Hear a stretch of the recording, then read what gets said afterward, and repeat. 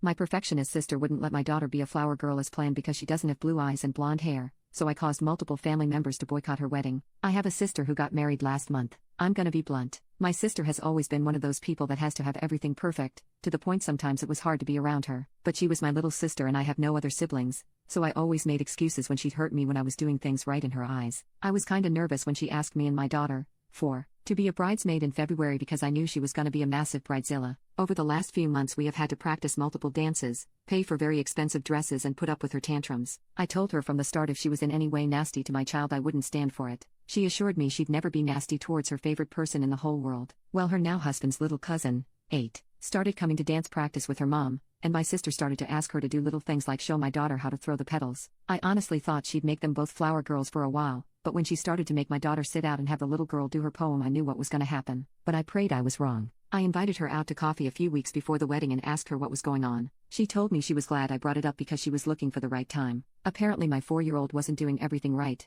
and she was afraid she was gonna mess up her version by saying the wrong thing, or not doing the dance right on the day. I told her she was doing a pretty good job and everyone was always praising her. Sister giggled and said it's not their day now, is it? So it's not up to us what's good enough for her wedding. I asked her straight up if she thought her niece wasn't good enough to be in her wedding. She replied with not as something big as a flower girl but to attend. I asked her how I was gonna break it to my daughter who's excited about being in the wedding. She just told me to figure it out. I told her I'd give her a day to rethink her decision, if not we wouldn't be attending and speaking to her ever again before I left. 2 days passed. I couldn't put it off any longer, so I broke the news to my child. Even though I tried my hardest and sugar-coated it as much as possible, the news still broke her heart. She cried herself to sleep, so did I and my husband. Well, after a week when I was a no-show for anything, my sister started to panic, and started to get everyone to talk to me, even drop off gifts for my daughter. When I told them why, a good number of our family including the bridesmaids dropped out. We ended up going for a few weeks away with no phones. When we came back, my sister had sent me multiple letters and emails apologizing. Her in-laws and husband have called me an a-hole for doing what I did.